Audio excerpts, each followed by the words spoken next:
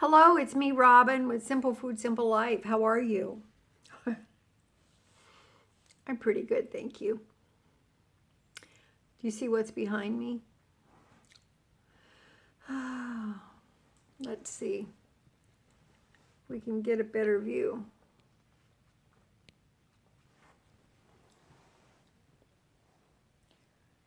Sadie. She's got her dirty chicken. That's her favorite toy. And there's Jon Snow. He likes the pillows that way. I guess they're more comfortable.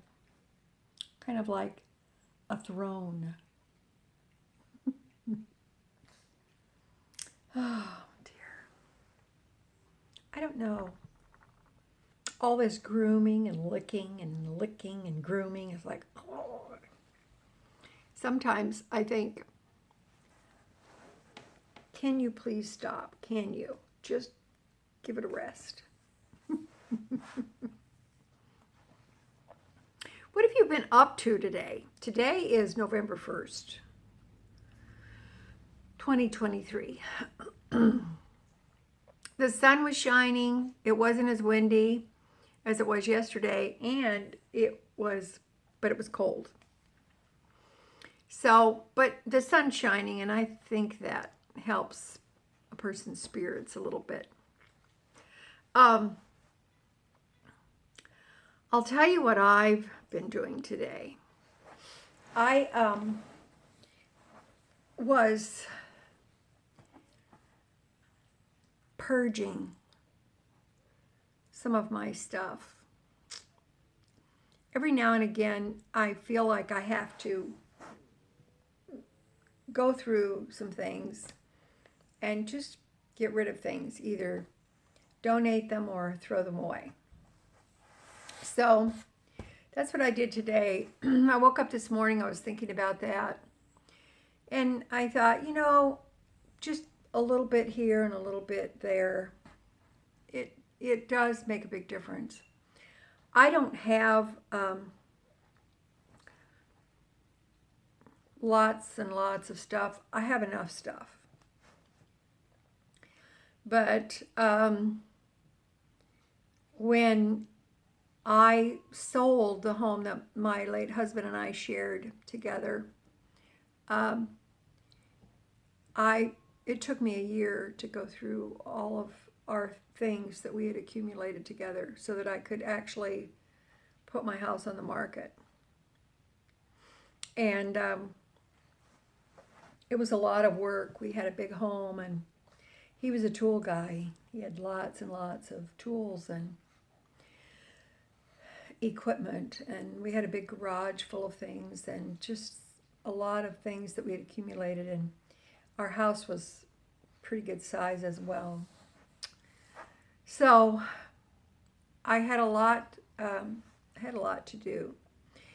So when the house was sold, I hadn't found another house to buy yet, and so I moved temporarily into an apartment, which was small.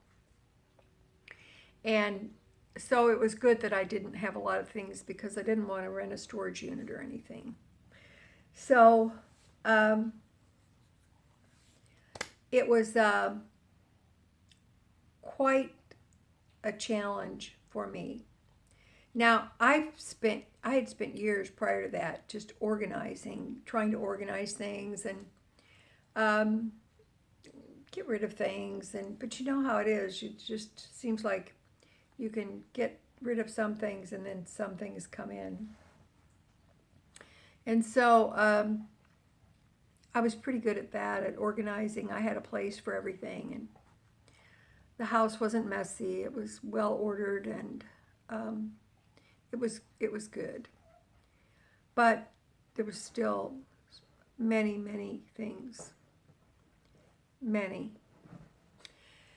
And so it took a long while for me to be able to do that. And part of doing that, I think, is there's an emotional element to it, of course, because it was a home that we had made together, that we had accumulated.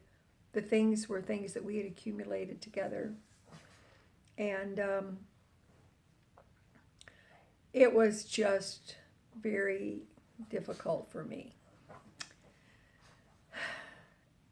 The decision was difficult for me too, because I'll tell you how I came to how I was able to make the decision to sell my home and downsize. And this is what actually happened. I had made an attempt to put my house on the market prior to that, and various things went wrong, and I thought, I can't do this, I'm not ready for this, I can't do it. Because it really was, the house was a lot for me. So I just, went along, I maintained everything, and I even had some things done to the home. I had a new roof put on, and when Tim passed away, there was, we were just towards the very end of some work that we had contracted to do on our house, and he passed away before it was finished. So it did get done, but after we had contracted to do it, he was diagnosed with esophageal cancer, and that was in September of '08, and then by Christmas Day of '08, he had passed. So we had already started this process, and then I wanted to finish what we had started, of course, and then also do some things that we had planned to do in the future anyway. So I managed to get those things done. So what precipitated my deciding that I needed to downsize, sell my home, was I had a dream. And my husband, Tim, was in the dream. And we were in the bedroom and getting ready for the day. And he was acting silly. And I was walking out of the bedroom, and he said, come on, come on. He says, come on, honey bunny, we gotta go, we got things to do, let's go. And I said, I just kind of went like that, and just like, I said, oh, stop. And he said, come on, come on. And I walked out into the hallway, and the hallway was lined with boxes, like we were moving. And there was just boxes packed everywhere, and I walked down the hallway into the entryway and into the kitchen, and he was behind me and saying, come on, let's go. And I walked up to the kitchen sink. We had a very large kitchen. And I walked up to the kitchen sink, and I looked out the window, and I said, I just put my head in my hands, and I said, I can't do this. I can't do this. And he came up behind me, and he put his arms around me, and he got right up into my ear. It was this ear. And he said, Robin, he said, you can do anything. And then I woke up. And it was then that I knew, and you can think whatever you wish, but I knew that he was telling me, you've hung on a long time now. Because at that point, it was about 5 years after he'd passed. And it was like he was saying, you know what, you've done great, and you've hung on, but it's time to let it go. It's time to go. And I knew that it was going to be a hard road for me. The previous 5 years had been very difficult for me emotionally and in every other way. And I still missed him. I still do miss him. But I just thought, all right, he's right. It's time. It's time to go. So it took probably not quite a year, almost a year of just continually pressing forward and just to get to the point where I could list my house. And then the house did sell within a few months, because if some of you have ever sold a home, you know that there's so much to do, even get your house ready to sell. So it was very hard. But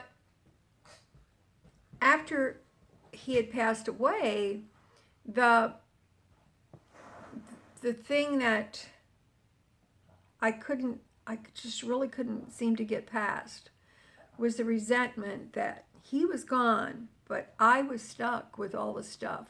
I had all the stuff, all of it. I was stuck with the stuff. And it was very disparaging to me, because I thought, I can't, who decided that I should be the keeper of the stuff?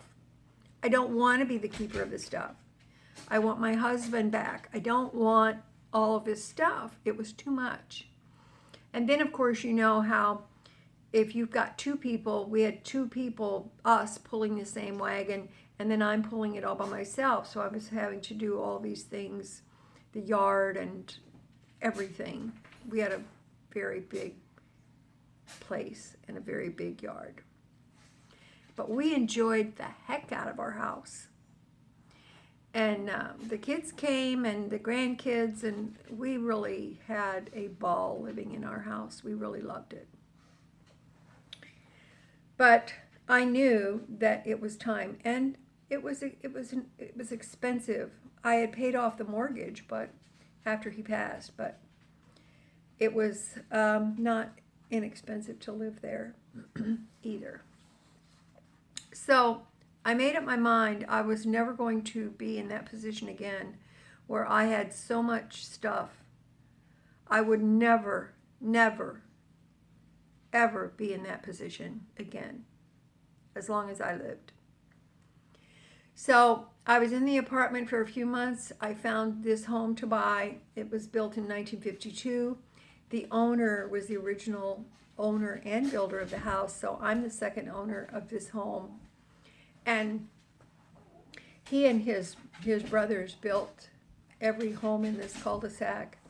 And the unique thing was they were block builders, and they made blocks, concrete blocks. This house is a block house, and it is a wonderful house. Hear my dog? They ain't got no respect. No.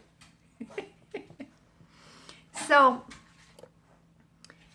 it's a wonderful house to live in. It's solid. It's not drafty. It's just a wonderful, it's quiet. It's a wonderful house to live in. And I like living here. My yard is very small. My house is much smaller than my other one. Sadie, stop, please. Thank you. Thank you. Go lay down, sister. Go lay down. Be a good girl. You need to stop. Thank you.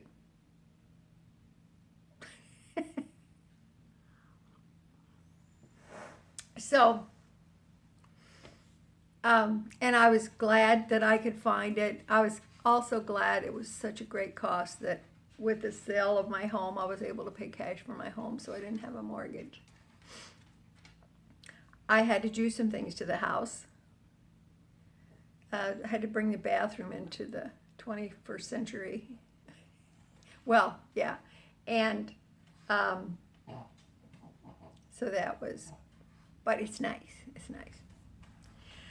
So anyway, today I was doing the stuff, and I was thinking about it this morning when I woke up, and I pictured what was in my basement, and so I thought, I think I'm just gonna go down in the basement today and pull some things that need to be pitched, and also decide what can go to the Salvation Army. So I ended up with 2 garbage bags of stuff to pitch, and also something that didn't need a garbage bag. It was in a box, and I was able to put a Salvation Army donation in the back of my van so that I can, next time I'm out and about, I'll zip by there and drop that off. So it's all ready to go. If you're gonna do that, if you're gonna purge and go through some things and try to declutter, if you're gonna make donations, put them in your vehicle as soon as you can. Don't let them sit around because you don't want to have second thoughts about things. I have to say that all of the things that I disposed of in one form or another, I haven't missed any of them. I haven't missed any of them.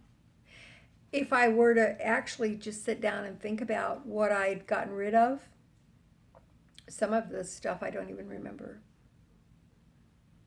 Some of it was past its sell-by date, so to speak. Some of it was donated and some of it was sold. And there's a lot of things I don't even remember. And some of it was given away. It was a lot of work. I don't want to be in that position again.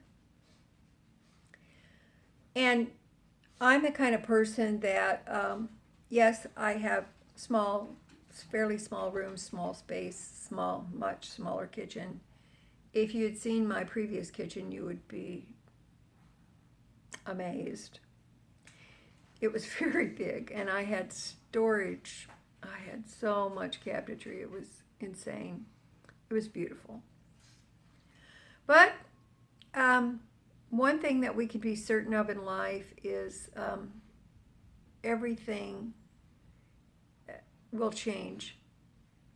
Change is a certainty. It will change. And we have to knuckle down and go with it sometimes. It doesn't mean that it's easy. It isn't easy. It's hard. And honestly, sometimes you feel like you've really gotten a raw deal and, you've gotten the short end of the stick here. But ultimately, you will get through that. Years ago, I wrote that nothing is the end of the world except the end of the world. You may wish it was, you may want it to be, but it isn't. And I think that's what it is. So we carry on, we do the best we can. So that's why periodically I get into these places, and most of the time they're places that nobody else sees but me. Closets, linen closets, the basement, cabinets, things like that. And I go through those things and I do a good clean out and purge, and because I don't want to ever be in that position again, ever. Stuff is not important. Stuff, it's just stuff. It doesn't mean a lot in the long run. And I want to say this, that if you're older like myself, you think that you're hanging on to these things and that someone that you love will want them. They won't. And if you don't believe that, I challenge you to take some of those things and say to that person or those people, would you like to have this? And I'll bet you $1 to a donut. They'll say no. They'll say no. I know, that might make you feel bad, but it doesn't make me feel bad. It doesn't. Because it's stuff. It's just stuff. So, that's the way it is. And I always used to tell my kids, they'd say, well, that's not fair, when they were little. And I'd say, well, sometimes life isn't fair. And we should be glad it isn't, because we all might get what we deserved. Sometimes it doesn't seem fair. But it is just how it is. Okay. All right. I should let you go. I didn't actually mean to get off on that tangent. I was just going to talk about trivial stuff. But wow, that just got far out and deep, man. It was deep. No, it really wasn't deep. You know, that's just the way it is. Oh, before you go, you like my sweater? I got paint on it. This sweater, this is my sweater that hangs on the peg by my back door. I bought this sweater in, I love the color green. I bought this sweater in the, I think it was like 87. That's when Dollar General used to have more clothes. And this sweater was $5 at Dollar General in about 1987. So I bought it. And it's been through the mill. I got paint on it. And this elbow was getting very thin. It was getting bare. But I thought, oh, I don't want to get rid of my old sweater. So I stitched it up. If I was a knitter, maybe I could have made it a little better, but I'm not a knitter. So I stitched it up with white thread. I just wear it around the house. It's cozy and it's warm, and when I get chilly, I can grab it and put it on. And I've had it. I don't, if it's something like this that I really like, and I use it all the time, and I like sweaters, but I've given away or donated even sweaters that are much nicer and in almost pristine condition, but I always hang on to this sweater because that's my go-to sweater. It is. So, okay, I've had my dinner. What'd you have for dinner? Put it in the comments. I want to know what you ate for dinner. I had a burger on toast. I love burger on toast. And I had some grilled onions and peppers on it, and some mayonnaise. It was delicious. And I made some homemade French fries in the air fryer. So I made a small batch for my supper tonight, and then I cut up 2 potatoes so then I can have some for later. If you do that with your French fries and put them in ice water, rinse them good, put them in ice water, and put them in the fridge, they last. So they'll last for a good long while until you're ready to cook them. So, okay. Well, that's it for me today. I hope you guys have a really good night or day or whenever it is that you're watching this. Actually, it's probably, what time is it? I think it's going on 6 o'clock. 6 p.m. So, okay.